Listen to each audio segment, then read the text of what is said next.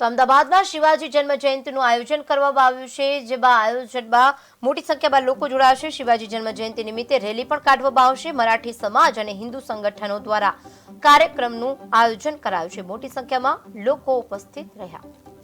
વિસ્તારમાં આજે શિવાજી નિમિત્તે એક પ્રોગ્રામનું આયોજન કરવામાં આવ્યું હતું। સ્થાનિક મરાઠી સિવાય બીજા હિન્દુ સંગઠનો સાથ આપીને એક પ્રોગ્રામનું આયોજન કરવામાં આવ્યું છે। આપણી સાથે આપણું શુભ નામ? મારું નામ સુનિલ પાટીલ છે। સુનિલભાઈ, આ પ્રોગ્રામ આપણે કયા સંદર્ભમાં કર્યો છે અને આપણો હેતુ શું છે આમાં? હવે છત્રપતિ શિવાજી મહારાજની જયંતિ એટલે પૂર્ણ ભારત વર્ષમાં ઉજવાય છે, એક ઉત્સવની જેમ।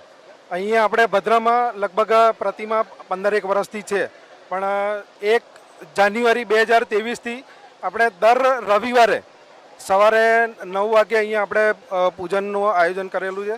અને એ નિમિત્તે આપણા બધા જે હિન્દુ ભાઈઓ છે, એમને અલગ અલગ જે સમાજના છે એમને અહીંયા આપણે આમંત્રિત કરીએ છીએ। અને જે આપણે એક વિચાર અને એક મેસેજ કે દરેક જગ્યાએ અલગ અલગ મહાન આત્માઓની કે મહાન યોદ્ધાઓની પ્રતિમા અલગ જગ્યાએ એટલે સ્થાપિત કરવામાં આવે છે, પણ એમનું કોઈ દેખરેખ કે કંઈક પેલું એ કરતા નથી। પણ એટલે એ જ એક વિચાર અમે અહીંયા આ માધ્યમથી અમે આપવા માંગીએ છીએ કે અમે દર રવિવારે અહીંયા ભેગા થઈને રોજ સવારે અહીંયા એટલે દર રવિવારે અહીંયા પૂજન કરીએ છીએ। પૂજનના માધ્યમથી બધાને એકત્ર કરીને એક આપણી સંસ્કૃતિ, નાના બાળકથી લઈને મોટા જે વયોવૃદ્ધ છે એ બધાને અહીંયા આમંત્રિત કરીએ છીએ, પૂજનનો લાભ આપીએ છીએ। અને બાકી તો છત્રપતિ શિવાજી મહારાજ બદલ કંઈ બોલવું એના માટે તો હું પોતે એટલો મોટો છું નહીં।